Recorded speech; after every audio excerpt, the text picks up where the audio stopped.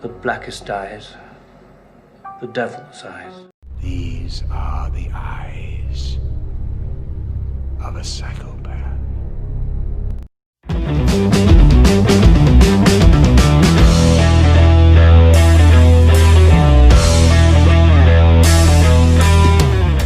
Welcome back, my YouTube friends. This week we're going to look at two Halloween franchises and discuss which one was better. But first, I want to remind you to subscribe to my channel, ring the bell, and comment in the comment section below. What do you think? Do you like John Carpenter's Halloween better? Rob Zombie's Halloween better? Why?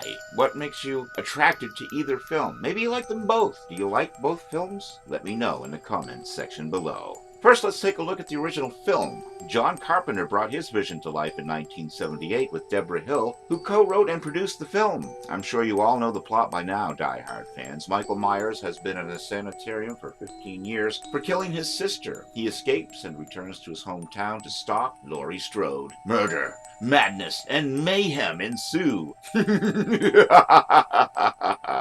Now let's take a brief look at the Rob Zombie remake from Wikipedia. Halloween is a 2007 American slasher film written, directed, and produced by Rob Zombie. The film is a reimagining of the 1978 horror film of the same name, and the 9th installment in the Halloween franchise. The film stars Tyler Mane as the adult Michael Myers, Malcolm McDowell as Dr. Sam Lewis, Scout Taylor Compton as Laurie Strode, and Dag Farch as the young Michael Myers. Rob Zombie's reimagining follows the premise of John Carpenter's original, with Michael Myers stalking Laurie Strode and her friends on Halloween night. However, Zombie's film goes deeper into the character's psyche, trying to answer the question of what drove him to kill people. Whereas in Carpenter's original film, Michael did not have an explicit reason for killing. So who did it better? Zombie followed John Carpenter's advice and made the film his own. Using his signature style, Zombie's version has a huge cult following among the fans of slasher films. Carpenter and Zombie had an ongoing feud. He lied about me.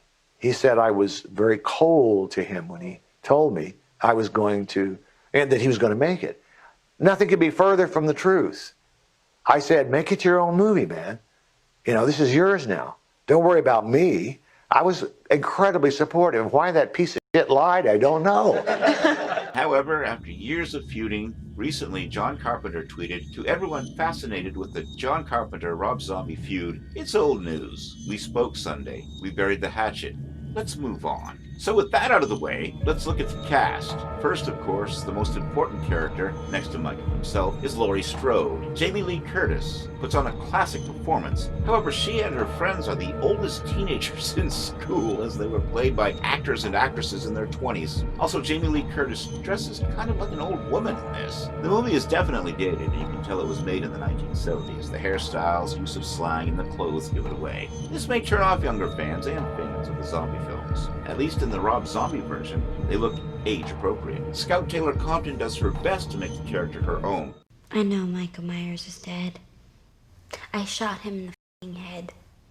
I know he's not gonna come back just because of some stupid holiday. But in the end, she's competing with the original, who reprised the role many times. While she only reprised the role once, she ultimately can't compete. Jamie Lee Curtis is the winner. Point goes to the Carpenter films. But since the characters in the original look more like college students, yet it's set in a high school, while the remake cast looks more age-appropriate, there's 1 point for Zombie. Now let's look at Dr. Loomis. Donald Pleasance is in a relentless pursuit of his nemesis. Don't underestimate it.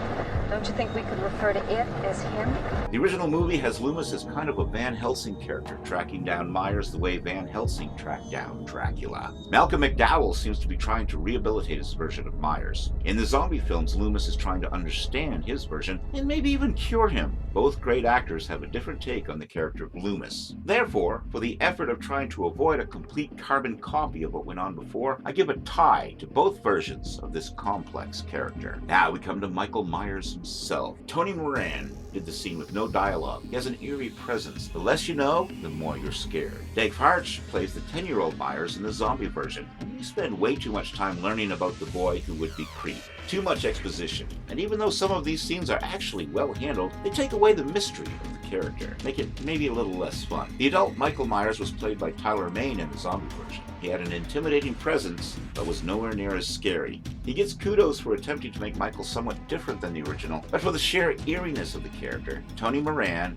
along with Nick Castle, overshadow Mane's version. The point goes to the Carpenter version. Next column, better use of Danielle Harris. The link between the Carpenter universe and the zombie universe is Danielle Harris. She played Laurie's daughter Jamie Lloyd in the Carpenter films. First appearance, Halloween 4, The Return of Michael Myers. Then she reprised the role for the 5th film. After that, however, Jamie Lloyd would be played by J.C. Brandy. In the zombie film, Danielle Harris played Laurie's friend Annie Brackett. So which series made better use of Danielle Harris? I remember leaving thinking, oh, these people don't know Halloween.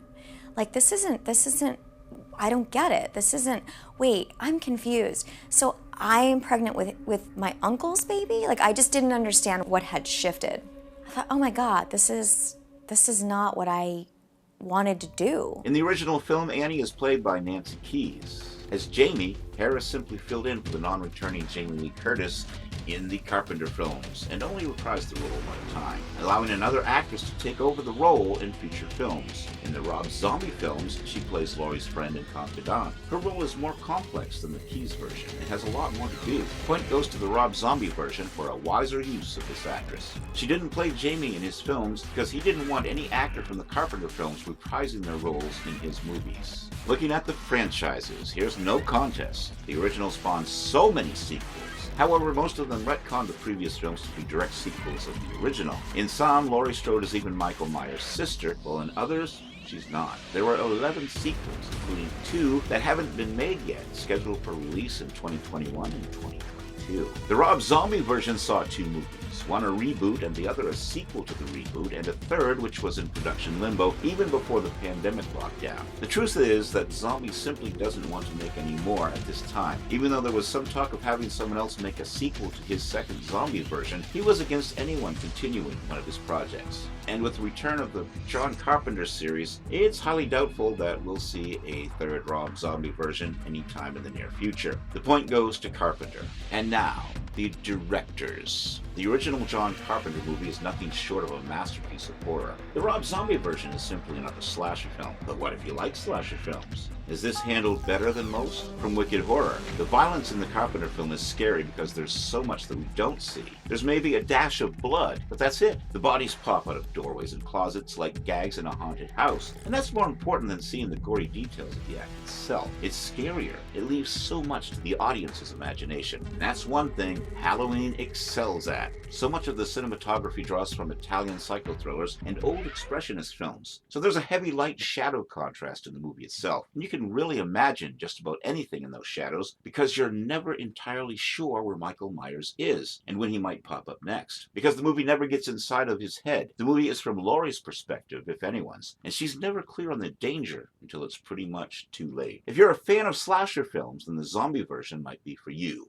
Michael was created by a perfect alignment of interior and exterior factors gone violently wrong. One area Zombie excels above and beyond at over Carpenter is the gore factor. Point goes to the Rob Zombie version. The main focus of the Zombie version is to shock you. The main focus of the Carpenter film is to scare you. There's no question that Carpenter's is better made. The pacing, the buildup of suspense, the drama. Now there's a lot of that in Zombie's version, but it's all better done in Carpenter's version. The gore fest is better in the Zombie film, but that's the only part that's better. Point goes to Carpenter. There you go, horror fans. Carpenter wins the round with 4 points to Zombie's third, but what do you think? Did you agree with my assessment, or do you disagree with me? Did you like Zombie's version better than Carpenter's, or are you a fan of the original? Maybe you like both of them. Let me know in the comments section below. And that was our Halloween show for this Halloween season 2020. Hope you had a good time. This is Kevin Gibbons saying so long, live long and prosper. May the force be with you. Keep reading comic books, watching those pop culture icons, and listening to rock and roll.